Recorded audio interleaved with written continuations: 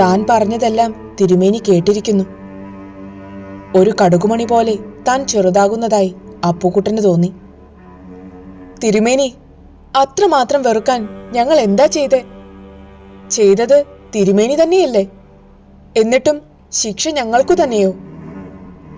എടാ നരുന്തേ, നീ എന്നോട് നേരെ നിന്ന് സംസാരിക്കാൻ വളർന്നത് എന്നാടാ? നമ്പൂതിരി തൊട്ടാൽ അശുദ്ധമാകുന്ന നായന്മാര് എന്നാടാ ഉണ്ടായേ?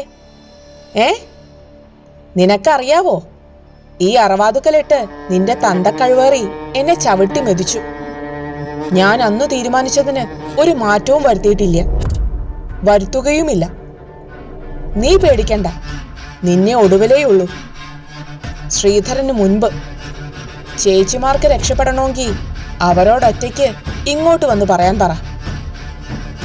വൈനതേയൻ വിടച്ചിരി ചിരിച്ചു.